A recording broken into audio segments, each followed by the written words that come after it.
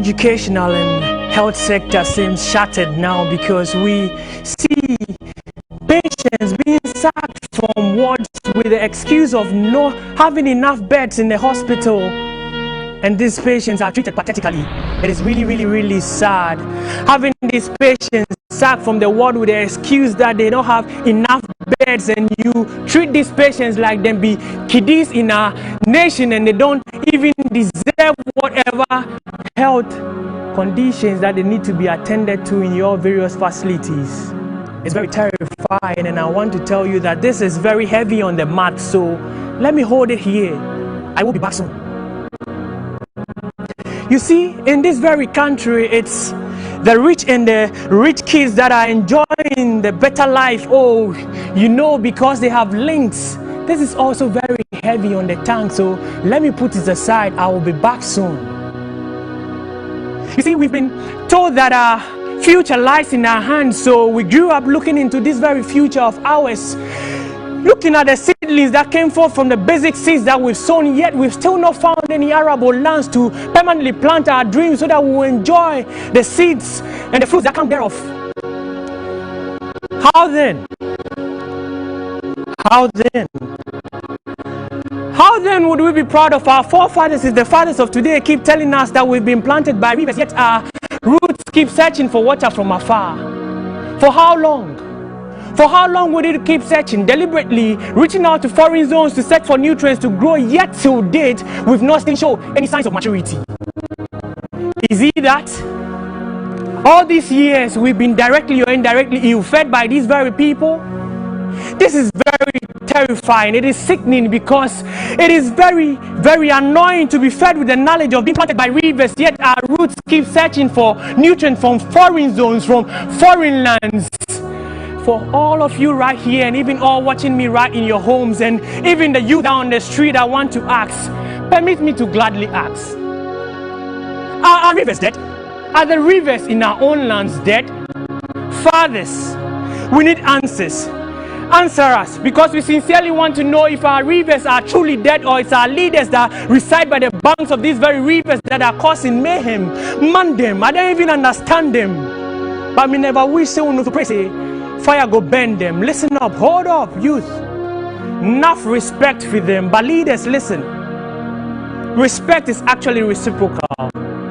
So whatever respect we give to you, we respect you also to respect us back. It is very terrifying, you know.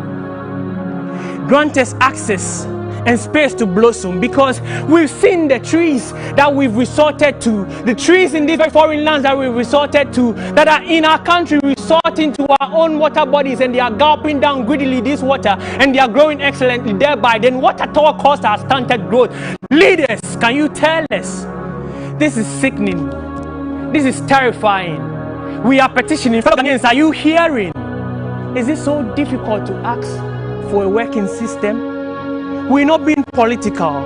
This is critical. We're critically thinking about our own nation, Osajifo.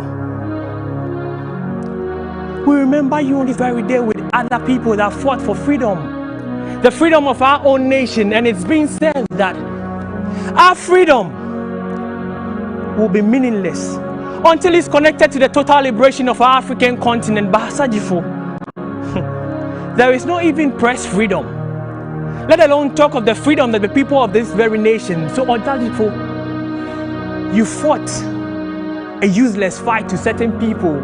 I mean, your grandchildren today, we can't even tell them stories that will actually showcase what you did in the past that is worth telling. Osajifo, you also said that it's better, far better to be freely governed or misgoverned by your own self than to be governed by anybody else. Osajifo, I tell you that today we can't even tell who we are fighting. We can't even tell who we are speaking to. Your children, your brothers and sisters, Osajifo, your grandchildren are on the streets today. They are marching, they are demonstrating, they are saying, fix the country. Motives may vary. Some may take it political, but some are also thinking critically, because this nation needs to be fixed.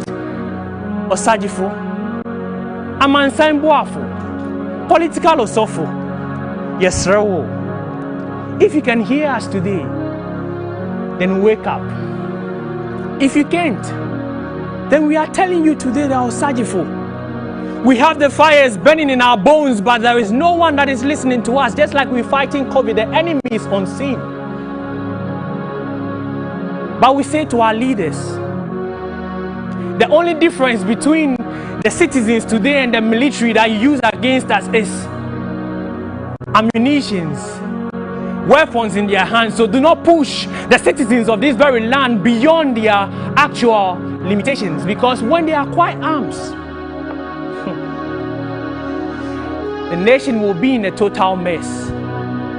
We're just asking for a new Ghana, a new Africa, because how saddening it is, how terrifying and how insulting it is for our leaders, MPs traveling overseas to enjoy their vacation, pretending they've not seen the kids in their communities sitting under trees having studies. This is very devastating.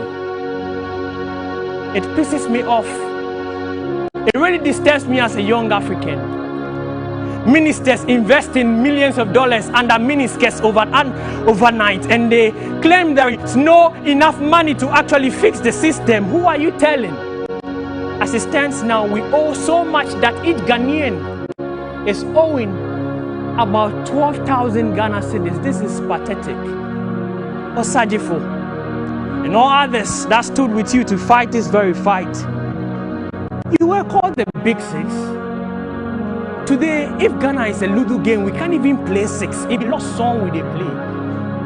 Osajifo, Amansan Boafo, political Osofo. I am privileged to even read about you, to know that you've done so well. But you know what? The storyline is being twisted, so I don't even know what others would tell their grandchildren or their children that will be produced in the future. All we're asking for is a new Ghana. All we're asking for is a new Africa. We want to see more of the Akosomo dams and Adomi bridges. We want to see more of the Tema motorways and the KUSTs. We want to see more of the well-structured communities and exceptional processing factories. Osajifo, this is all we are asking our leaders of today. Whether they can hear us or not, we can't tell.